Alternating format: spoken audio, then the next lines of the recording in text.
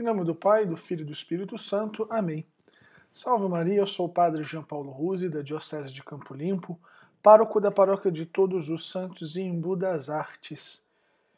Meus irmãos que acompanham o meu canal, que acompanham os meus vídeos no Facebook, por favor, me desculpem o horário que o vídeo vai subir essa noite. Eu celebrei 4 missas, atendi um monte de confissões e vou gravar agora. Também não vai dar tempo de editar, nem de corrigir som, nem de melhorar a imagem. Por favor, tenham paciência comigo.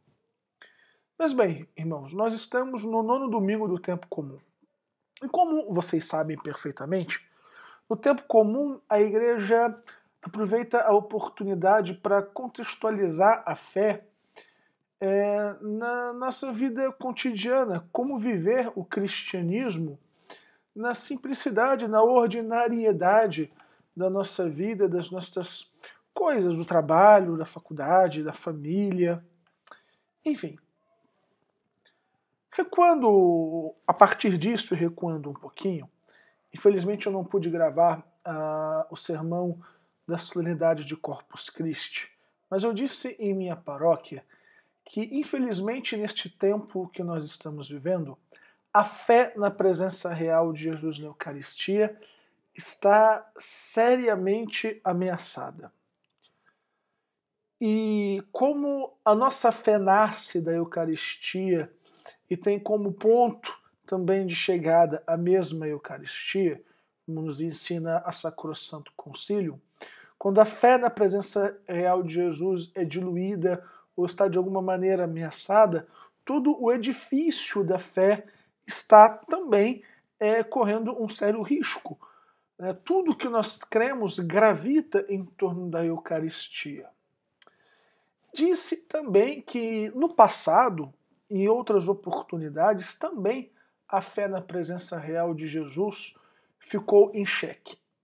E a Igreja, graças a Deus, superou a tentação da heresia, superou a tentação da superstição. Acontece que, outrora, nós tínhamos uma vantagem em relação ao tempo presente, porque até uns 40, 50, 60 anos atrás, nós vivíamos aqui no Ocidente aquilo que chamamos de cristandade. O Ocidente era construído sobre o alicerce da fé cristã. Por mais que houvesse heresia, por mais que houvesse pecados e problemas, mas todo o construto social era alicerçado no cristianismo. A maneira das pessoas pensar era cristã. E desgraçadamente hoje não é assim. A cristandade se dissolveu. O Ocidente não é mais cristão. Ainda que nós, talvez individualmente, sejamos cristãos, o Brasil, por exemplo, é um país que quase 70% é cristão, mas é no âmbito individual. Porque a sociedade em si, ela é secularista. A sociedade em si não está mais fundamentada nos valores cristãos. Então, se nós desejamos resgatar a fé na presença real de Jesus na Eucaristia, se nós desejamos salvaguardar o nosso patrimônio de fé, o tesouro da nossa fé, é necessário, antes de mais nada, restaurar a civilização cristã, é necessário, antes de mais nada, restaurar a cristandade. É preciso mudar, ter uma conversão profunda, não apenas nos hábitos, mas na mentalidade, na maneira de enxergar o mundo. É preciso ter uma conversão da nossa visão de mundo. E as leituras desse 9º domingo nos obrigam à meditação de um ponto que é importantíssimo, tanto na restauração da fé eucarística, quanto na reconstrução de uma civilização cristã, da cristandade, de uma maneira, de uma sociedade fundamentada nos valores cristãos, que é a redescoberta do domingo. Bom, talvez alguém que esteja acompanhando as leituras em algum site ou no livrinho, ou ouviu na missa, pode dizer assim, Padre, em nenhum momento das leituras se fala do domingo, se fala do sábado. Bom, sim, claro, mas nós cristãos aceitamos tudo aquilo que se valoriza do sábado, que se pensa sobre o sábado, que se medita sobre o sábado no domingo. A partir da ressurreição do Senhor, o dia do culto do novo povo de Deus, da igreja, da assembleia dos justos, do corpo místico de Cristo, já deixa de ser o sábado e se torna o domingo, porque Jesus ressuscitou no domingo, porque as aparições do nosso Senhor Jesus Cristo deram-se no domingo e porque os apóstolos mesmo se reuniram no domingo. Como Jesus diz no Evangelho de hoje, ele é o Senhor do sábado. Então, se ele é o Senhor do sábado, ele pode perfeitamente desejar que o dia do Senhor seja um outro para marcar a nova aliança. Então, o que nós meditaremos sobre o sábado é perfeitamente aplicável ao domingo. E bem, da onde então vem o fundamento do descanso do sábado, do sabá? Nós bem o sabemos que vem do livro de Gênesis. Deus fez o mundo em 6 dias e no 7º descansou. No entanto, os judeus não viviam o sabá desde assim da sua constituição ou das primeiras revelações de Deus a Abraão, aos patriarcas. A vivência do sábado ela se tornou algo marcado quando Israel se constituiu como uma nação. Ou seja, depois da fuga do Egito, depois dos anos no deserto, quando os judeus entram na Terra Prometida e aquele país, né, se vê com uma identidade nacional, tendo como lei a lei que o Senhor deu no Sinai. E o sábado tem uma importância central na vida daquela nação, na vida daquela sociedade. No sábado, todos descansavam. Desde o fazendeiro, né, o dono de propriedades, as pessoas mais ricas, até as pessoas mais pobres que trabalhavam no campo, os camponeses mais simples e humildes. Desde os comerciantes que viviam na cidade até os assalariados. E não apenas os judeus, os que tinham o estatuto de cidadão, mas também os estrangeiros gozavam do privilégio do descanso do sábado. E não apenas os estrangeiros, mas também o escravo. O escravo, que por definição é alguém sem direito, tem o direito de descansar no sábado. Então, o sabá, ele, de alguma maneira, em torno do culto de Deus, fazia com que todos fossem iguais. Ricos e pobres, judeus e não judeus, escravos e livres. Todos, em um dia da semana, pelo menos, eram iguais. Mesmo que nos outros 6 dias da semana as discrepâncias sociais fossem enormes, mas no sábado todos eram irmãos.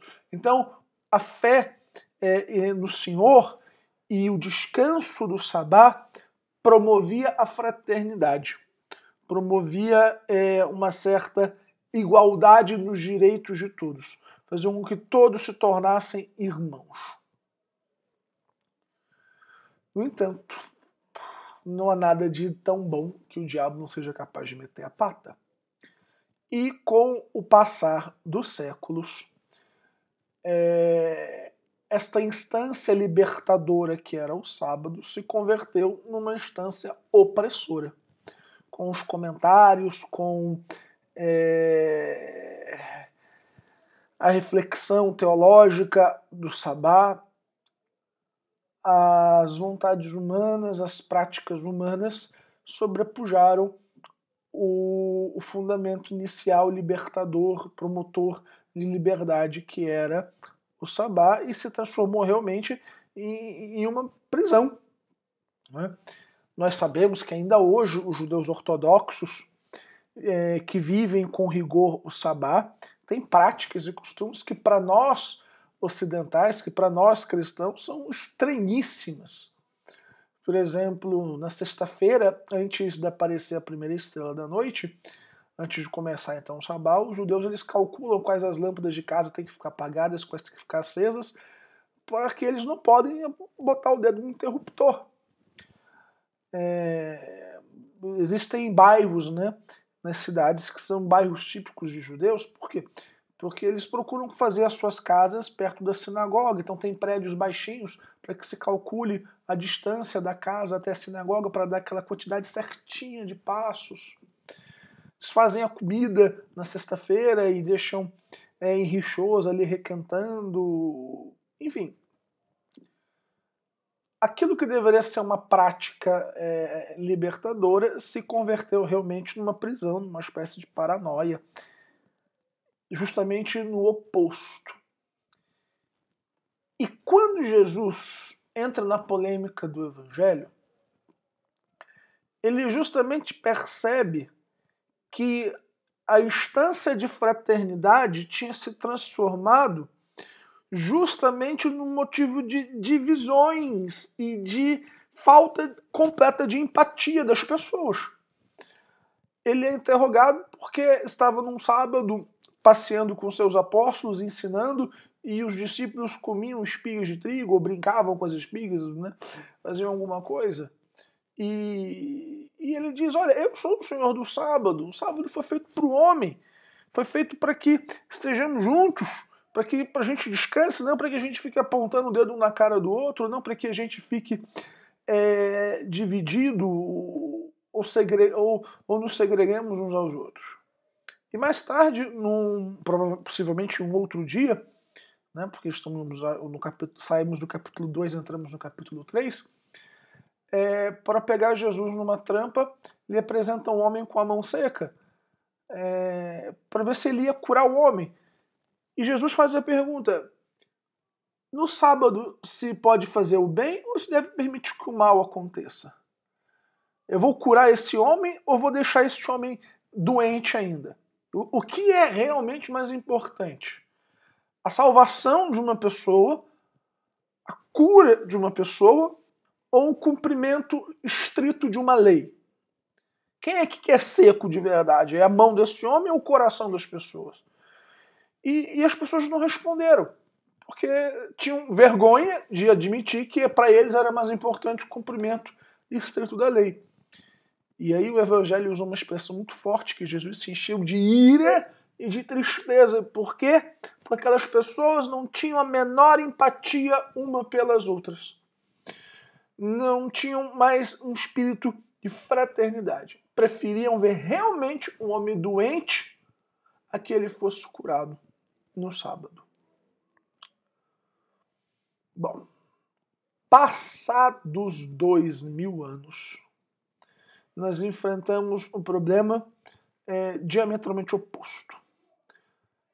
Se aquela época o sabá era cercado de leis que tornavam ao seu cumprimento algo pesado, algo estéril, para nós hoje o domingo já perdeu o significado na vida da maioria absoluta das pessoas.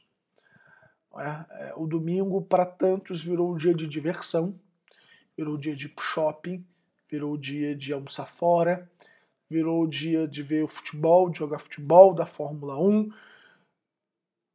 Isso para aquelas pessoas privilegiadas, porque existem os pobres coitados, né, que enfrentam dificuldades financeiras, que tem que trabalhar para sustentar a diversão dos outros, que tem que lavar banheiro, que tem que fazer comida, que tem que lavar pratos, que tem que servir, que tem que muitas vezes aguentar empregos humilhantes para que outros tenham direito à sua diversão dominical.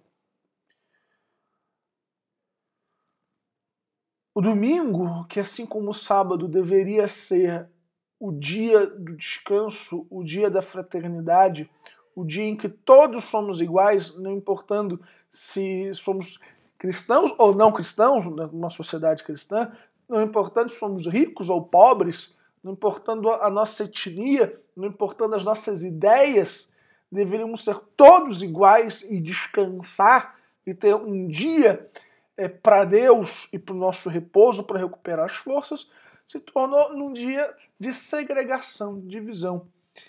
E o espírito de segregação, de divisão, tem entrado cada vez mais na vivência da nossa sociedade, na prática da nossa sociedade.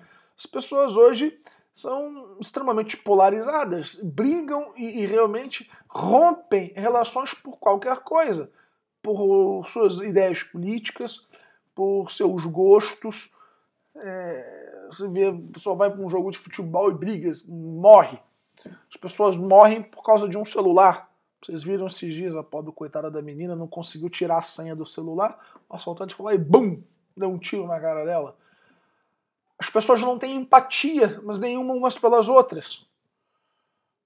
Não importa a necessidade do irmão. As pessoas não conseguem mais se colocar no lugar umas das outras. O que importa é o próprio umbigo, o próprio gosto, a própria vontade. Então, filhos, urge para nós restaurarmos e redescobrirmos o valor do domingo nas nossas vidas. Nós devemos voltar a viver a nossa semana tendo o domingo como ponto de partida e a meta de chegada. Começar a semana nos nutrindo da palavra de Deus, do corpo e do sangue de Deus, para trabalharmos a semana esperando o próximo domingo. Porque a dinâmica da vida cristã é de domingo a domingo, esperando o domingo definitivo da segunda vinda do Senhor. Nós precisamos novamente colocar Deus no centro da nossa existência. Deus como o primeiro amor. Não só apenas na teoria do mandamento, mas na prática concreta da vida. A minha semana começa com culto a Deus. Eu aguardo a semana inteira para encontrar-me novamente com o meu Deus. Deus deve ser o centro sobre o qual gravita a nossa vida. Não mais as nossas aspirações, não mais as nossas vontades, não mais o nosso diversão, mas Deus. O domingo, dies Domini, é o dia do Senhor, para o Senhor, em primeiro lugar. E em segundo lugar, o domingo é para descansar. Descansar significa ficar em casa. Descansar significa ficar ali no almoço até as 3 da tarde, com a família, comendo ali o macarrão com frango, comendo churrasco com os amigos. O domingo não pode ser o dia do shopping, não pode ser o dia da compra, não pode ser o dia do almoço fora, o dia do cinema. Porque do que adianta eu frequentar a missa e ter o dia de descanso para mim, que na verdade não é um descanso, é um frenesi, e obrigar o pobre coitado do meu irmão menos favorecido a trabalhar? Isso seria hipocrisia.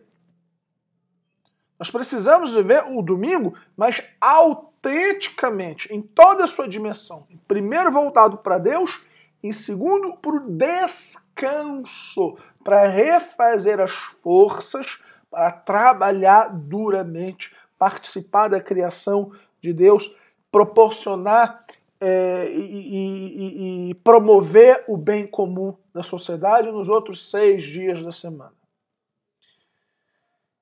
E talvez alguém que esteja me escutando agora pense assim, olha, finalmente o Padre Jean surtou. Finalmente o Padre Jean tá maluco. Não dá. Nos tempos em que a gente está vivendo, não dá. E o mercado, e a economia, e se eu não trabalhar eu não pago minhas contas, e o padre, não é o padre que vai pagar minhas contas, e eu tenho coisa para fazer, e eu tenho boleto para pagar, e toda aquela ladainha egoísta. Mas, meus irmãos, se a gente não corta na carne, qual é o sentido? Não tenham medo, confiem no Senhor. A segunda leitura, São Paulo nos diz que a tentação nunca vai ser mais forte do que a graça, que as dores nunca vão ser maiores do que a consolação de Deus, que as feridas não vão nos ferir mortalmente. Então, mudar a mentalidade, mudar a maneira de se relacionar com as coisas, com o trabalho, com o mundo, com os bens, dói, é difícil, custa, mas nós temos que fazer. Se nós não restaurarmos o domingo, não restaurarmos o sentido originário do culto a Deus e do descanso que promove a fraternidade, nós nunca restauraremos a cristandade. A primeira coisa que tem que ser feita é redescobrir o domingo. Por quê? O mandamento da lei, o mandamento de Jesus qual é? Amar a Deus sobre todas as coisas e o próximo como a nós mesmos. E não existe a sociedade fraterna, verdadeiramente fraterna, sem o domingo. Como diziam os primeiros cristãos, sine domenica não possumus, não pode, não dá para ter cristianismo, para ter sociedade cristã sem o domingo. Então, nós precisamos de verdade cortar na nossa carne, mudar a mentalidade. Não, a conversão não é simplesmente deixar de fazer uma coisinha, começar a fazer alguma outra coisinha. É mudar profundamente a nossa maneira de pensar, é mudar a nossa visão de mundo. Existem muitas pessoas que, quando se fala de restauração da cristandade, ficam realmente muito animadas com a ideia. Mas elas acham que simplesmente restaurar a cristandade é fazer um apostolado na internet. Que sim, é importante, eu não estou denegrindo isso, é importante. Mas não é só isso. Que pensam que restaurar a cristandade é somente mudar a maneira de se vestir. Pelo amor de Deus, é que eu não estou falando contra a modéstia. Eu sou o primeiro a incentivar na minha paróquia que as mulheres usem saia, que as mulheres usem véu, que os homens se vistam com pudor, que tenham uma boa roupa para ir à missa. Então, não estou, pelo amor de Deus, falando contra isso. Mas a mudança da sociedade, a promoção da cristandade, não pode se limitar simplesmente a um cosplay, me vestir de uma determinada maneira. A restauração da cristandade perpassa em mudar a mentalidade. E a primeira coisa que nós devemos fazer é redescobrir o domingo como o dia do Senhor e o dia do descanso. Que Deus então nos ajude nesta árdua tarefa, nos dê as graças que necessitamos para mudarmos já na nossa vida aquilo que não condiz perfeitamente com a vida do cristão. Deus te abençoe, meu irmão. Tenha uma ótima semana. Em nome do Pai, do Filho e do Espírito Santo. Amém. Salve Maria.